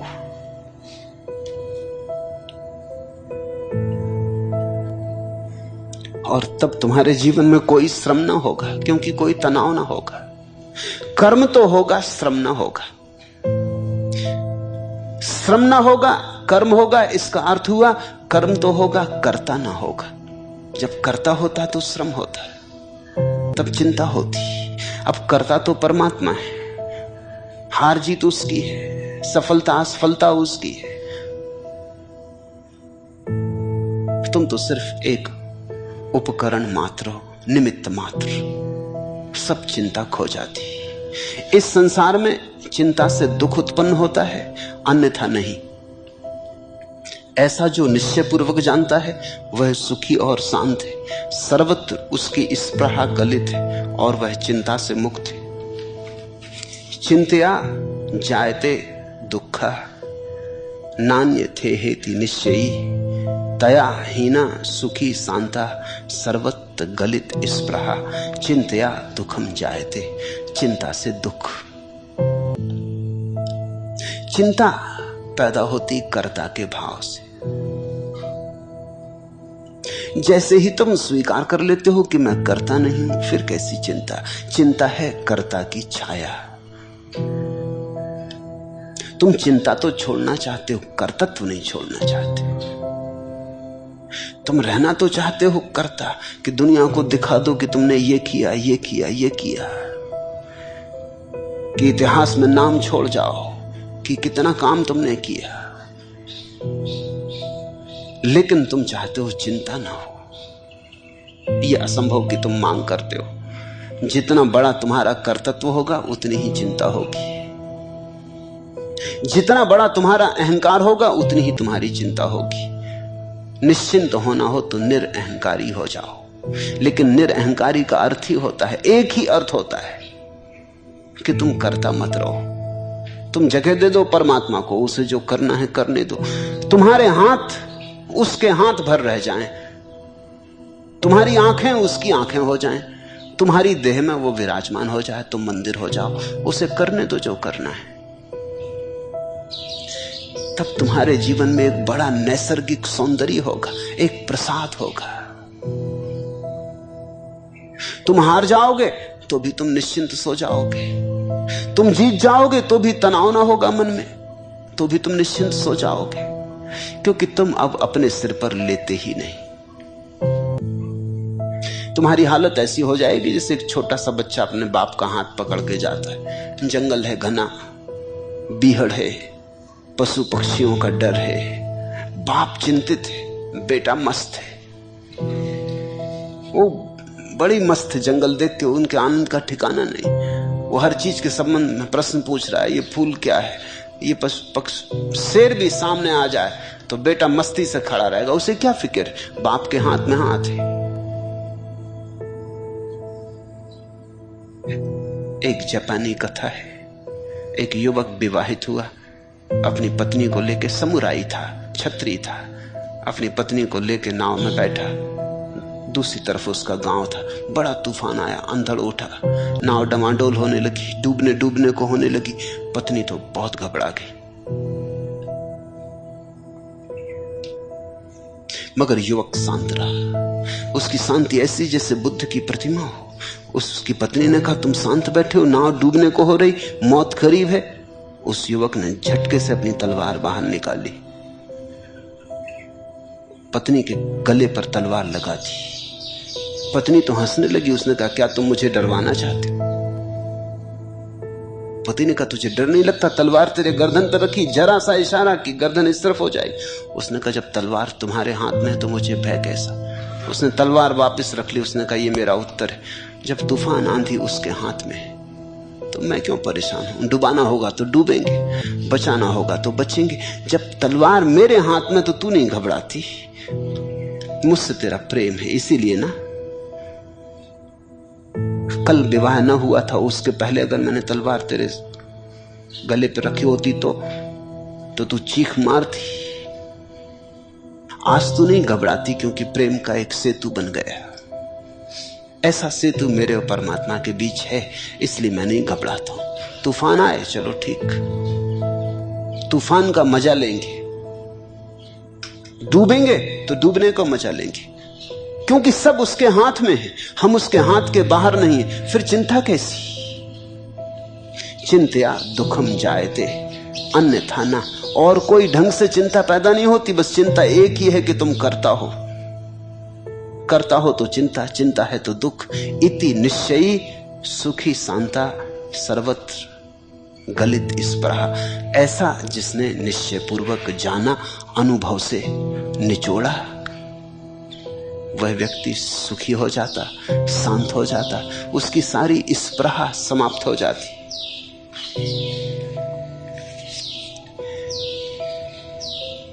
नीड नहीं करता पंछी की पल भर कभी प्रतीक्षा। गगन नहीं लिखता पंखों की अच्छी बुरी समीक्षा। दीप नहीं लेता सलभों की कोई अग्नि परीक्षा। धूम नहीं काजल बनने की करता कभी अभिप्सा। प्राण स्वयं ही केवल अपनी तृषा तृप्ति का माध्यम। तत्व सभी निरपेक्ष अपेक्षा मन का मीठा विभ्रम। तत्व सभी निरपेक्ष अपेक्षा मन का मीठा विभ्रम। भ्रम है, सपना है, ऐसा हो वैसा ना हो जाए, और जैसा होना है वैसा ही होता है। तुम्हारे किए कुछ भी अंतर नहीं पड़ता, रत्ती भर अंतर नहीं पड़ता। तुम नाहक परेशान जरूर हो जाते हो, बस उतना ही अंतर पड़ता है। कभी तुम ऐसे भी तो जी के देखो, कभी अष्टावक्र की बात पर भी तो जी के देखो। कभी तय कर लो कि 3 महीने ऐसे जिएंगे कि जो होगा ठीक, कोई अपेक्षा ना करेंगे। क्या तुम सोचते हो सब होना बंद हो जाएगा? मैं तुमसे कह सकता हूं प्रामाणिक रूप से कि वर्षों से मैंने कुछ नहीं किया। अपने कमरे में अकेला बैठा रहता, जो होना है होता रहता है, होता ही रहता है। एक बार तुम करके देख लो, तुम चकित हो जाओगे, तुम हैरान हो जाओगे कि जन्मों जन्मों से कर कर के परेशान हो गए, और ये तो सब होता ही है। करने वाला जैसे कोई और ही है। सब होता रहता, तुम बीच से हट जाओ, तुम रोड़े मत बनो।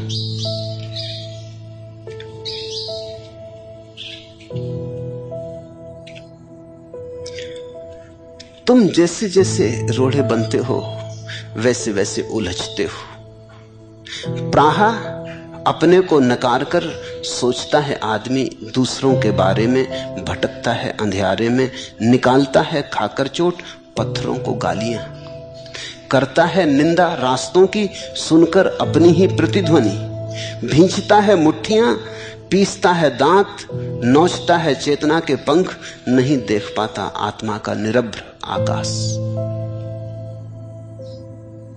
तुम जो भी शोरगुल मचा रहे हो वो तुम नाहक ही मचा रहे हो।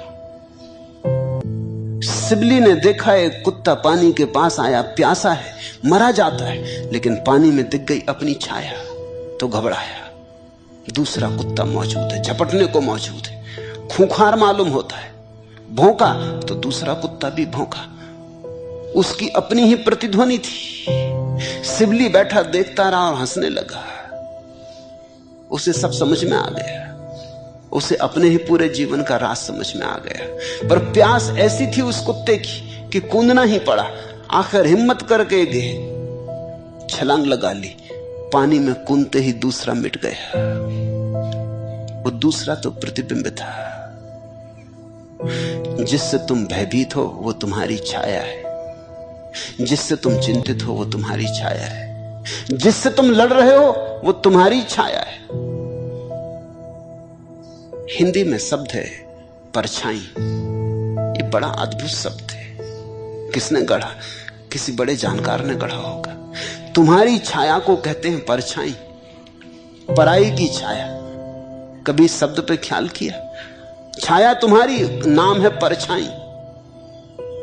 तुम्हारी छाया ही पर हो जाती, वही पर जैसी भासती। ठीक ही जिसने ये शब्द चुना होगा बड़ा बोधपूर्वक चुना होगा। परछाई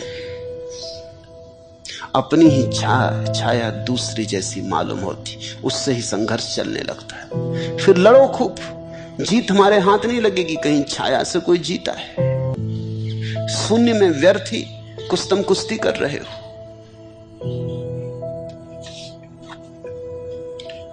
मैं शरीर नहीं हूं, देह मेरी नहीं है, मैं चैतन्य हूं, ऐसा जो निश्चयपूर्वक जानता है वह पुरुष कैवल्य को प्राप्त होता हुआ किए और अनकिए कर्म को स्मरण नहीं करता है। ना हम देहो ना मैं देहो, बोधो अहिमित निश्चयी, कैवल्य में संप्राप्तो ना स्मर्त्य कृतम कृतम।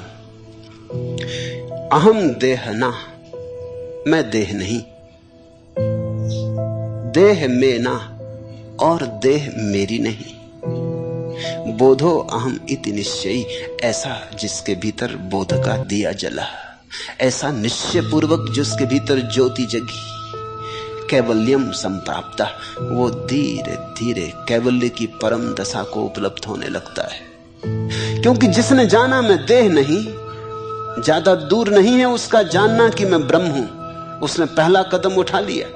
जिसने कहा मैं देह नहीं, निश्चय पूर्वक जानकर, जिसने कहा मैं मन नहीं, उसने कदम उठा लिए धीरे धीरे कैवल्य की तरफ। शीघ्र ही वो घड़ी आएगी जब उसके भीतर उद्घोष होगा, अहम ब्रह्मास्मि, अनल हक, मैं ही हूं ब्रह्म।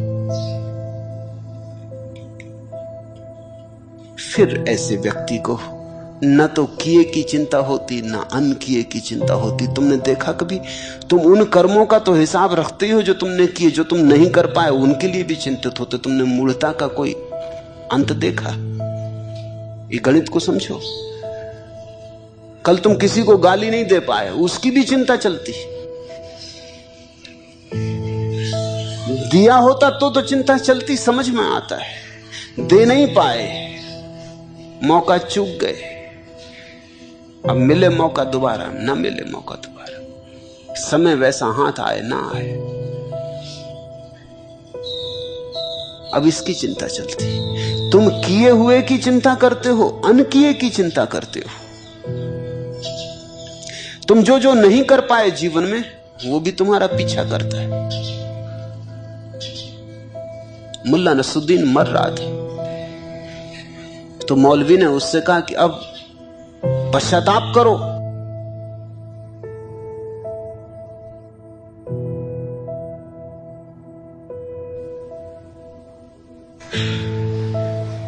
अब आखिरी घड़ी में प्रायश्चित करो।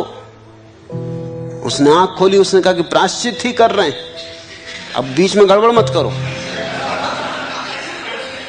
उस मौलवी ने पूछा, जोर से बोलो, किस चीज का प्रायश्चित कर रहा है? उसने कहा कि जो पाप नहीं कर पाए उनका प्रायश्चित कर। कि कर ही लेते तो अच्छा था, ये मौत आ गई, अब पता नहीं बचे कि ना बचे। अगर दोबारा प्रभु ने भेजा, मुल्ला नसरुद्दीन ने कहा, तो अब इतनी देर ना करेंगे, जल्दी जल्दी निपटा लेंगे। जो जो नहीं कर पाए उसी का पश्चाताप हो रहा है। मरते वक्त अधिक लोग उसका पश्चाताप करते हैं जो नहीं कर पाए।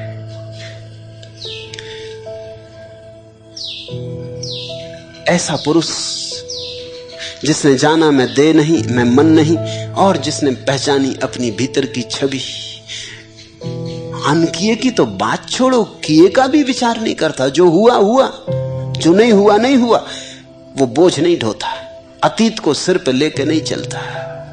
और जिस व्यक्ति ने अतीत को सिर से उतार के रख दिया, उसके पंख फैल जाते हैं, वो खुले आकाश में उड़ने लगता है। उस पर जमीन की कशिश का कोई प्रभाव नहीं रह जाता, वो आकाशगामी हो जाता है। बोझ तुम्हारे सिर पर अतीत का है, और अतीत के बोझ के कारण भविष्य की आकांक्षा पैदा होती। जो नहीं कर पाए भविष्य में करना है, जो कर लिया और भी अच्छी तरह कर सकते थे उसको भविष्य में करना है। भविष्य क्या है? तुम्हारे अतीत का ही सुधरा हुआ रूप, साजा समारा और व्यवस्थित किया। अब की बार मौका आएगा तो और अच्छी तरह कर लोगे। अतीत का बोझ जो ढोता है वही भविष्य के पीछे भी दौड़ता रहता। जिसने अतीत को उतार दिया उसका भविष्य भी गया। वह जीता शुद्ध वर्तमान में, और वर्तमान में होना परमात्मा में होना है। ब्रह्म से लेकर तृण पर्यंत मैं ही हूं। ऐसा जो निश्चय पूर्वक जानता है वह निर्विकल्प शुद्ध और शांत और लाभा अलाभ से मुक्त होता है। जिसने जाना कि ब्रह्म से लेकर तृण पर्यंत एक ही जीवन धारा है, एक ही जीवन का खेल है, एक ही जीवन की तरंगे, एक ही सागर की लहरें। जिसने ऐसा पहचान लिया तृण से लेकर ब्रह्म तक, वो निर्विकल्प हो जाता है। फिर किसका भय, फिर कैसी वासना,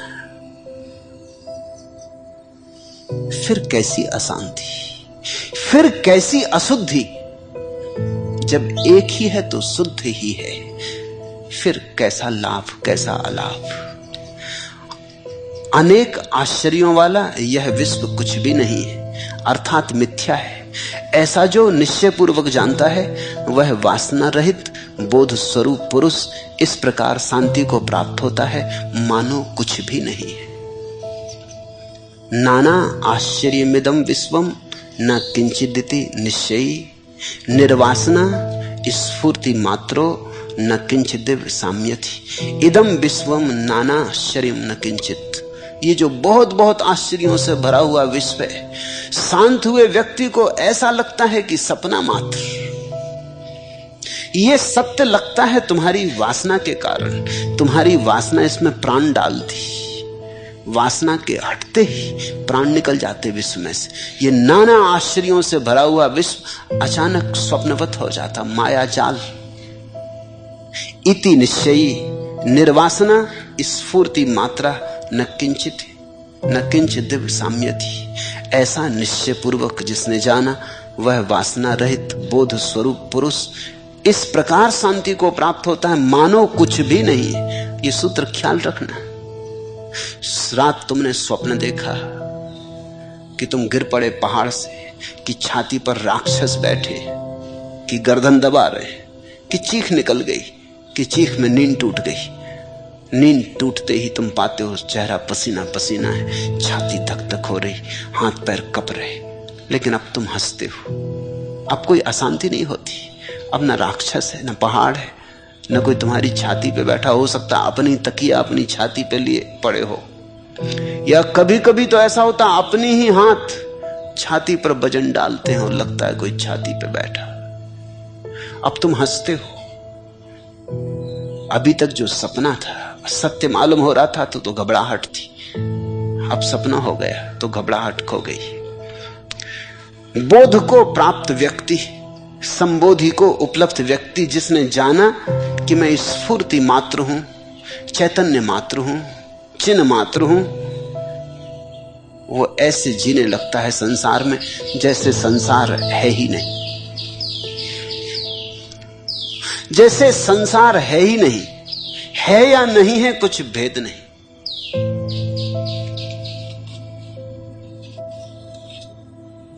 धागे में मणियां हैं कि मणियों में धागा, ज्ञाता वह जो शब्द में सोया अक्षर में जागा। ये जो तुम बाहर देखते हो क्षर है, क्षणभंगुर है। ज्ञाता वह जो शब्द में सोया अक्षर में जागा, जो उसमें जाग गया जिसका कोई क्षय नहीं होता। अच्युत अक्षर वो तुम्हारे भीतर है। ये बड़े मजे की बात है। देवनागरी लिपि में वर्णमाला को हम कहते हैं अक्षर।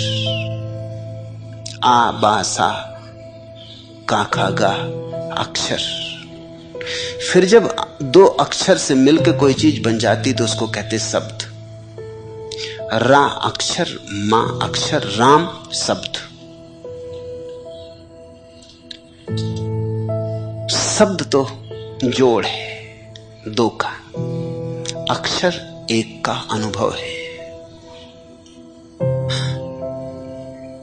अल्फाबेट अर्थहीन शब्द है, अक्षर बड़ा सार्थक। अक्षर का अर्थ होता है जब एक है तो फिर कोई विनाश नहीं, जब दो हैं तो विनाश होगा। जहां जोड़ है वहां टूट होगी, जहां योग है वहां वियोग होगा। इसलिए तो शब्द से अक्षर को कहना असंभव। इसलिए तो सत्य को शब्द में नहीं कहा जा सकता, क्योंकि सत्य है एक और शब्द बनते हैं दो से। इसलिए हिंदुओं ने उस परम सत्य को प्रकट करने के लिए ओम खोजा, और उसको ओम नहीं लिखते। अगर ओम लिखें तो दो अक्षर हो जाएंगे, उसके लिए अलग ही प्रतीक बनाया ओम, ताकि वो अक्षर रहे, एक ही रहे। ऐसे तो तीन है उसमें, आ उ मा।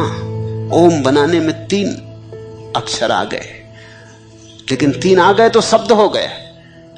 शब्द हो गया तो असत्य हो गया, शब्द हो गया तो जोड़ हो गया, जोड़ हो गया तो टूटेगा, बिखरेगा। तो फिर हमने एक खूबी की, हमने उसके लिए एक अलग ही प्रतीक बनाया जो वर्णमाला के बाहर है। तुम किसी से पूछो ओम का अर्थ क्या है, ओम का कोई अर्थ नहीं, शब्द का अर्थ होता है, अक्षर का कोई अर्थ नहीं होता। ओम तो अर्थहीन है, प्रतीक मात्र है उस परम का। वो एक जब टूटता तो तीन हो जाते, इसलिए त्रिमूर्ति। फिर तीन तेरह हो जाते, फिर तो बिखरता जाता। उस एक का नाम अक्षर। धागे में मणियां हैं कि मणियों में धागा। ज्ञाता वह जो शब्द में सोया अक्षर में जागा। दर्पण में बिंबित छाया से लड़ते लड़ते हो गया है लहू लुहान सत्य। आंख मुंदे तो आंख खुले, आंख मुंदे तो आंख खुले। आंख खोल के तुमने जो देखा है वो संसार, आंख मूंद के जो देखोगे वही सर्व, वही परमात्मा, वही सत्य। आंख मुंदे तो आंख खुले। ये सारे सूत्र एक अर्थ में आंख मूंदने के सूत्र हैं। संसार से मूंद लो आंख, और एक अर्थ में आंख खोलने के सूत्र हैं। खोल लो परमात्मा की तरफ, स्वयं की तरफ आंख।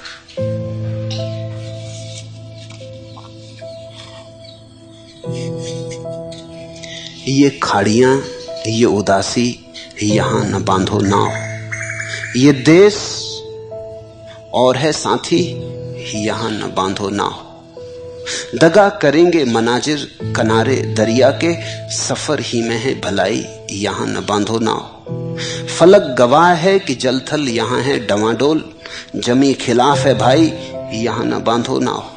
यहां की आबो हवा में है और ही बुबास, ये सर जमी है पराई, यहां न बांधो नाव। डुबो न दे हमें ये गीत कुर्बे साहिल के, जो दे रहे हैं सुनाई, यहां न बांधो नाव। जो बेड़े आए थे इस घाट तक, अभी उनकी खबर कहीं से न आई, यहां न बांधो नाव। रहे हैं जिनसे सनासा ये आसमां वो नहीं, ये वो जमी नहीं भाई, यहां न बांधो नाव। यहां की खाक से हम भी मुसाम रखते हैं, वफा की बू नहीं आई यहां, न बांधो नाव। जो सर जमीन अजल से हमें बुलाती है वो सामने नजर आई, यहां न बांधो नाव। सवादे साहले मकसूद आ रहा है नजर, ठहरने में है तबाही, यहां न बांधो नाव। जहां जहां भी हमें साहिलों ने ललचाया, सदा फिराक की आई, यहां न बांधो नाव। हरिओम तत्सत। आज इतना है।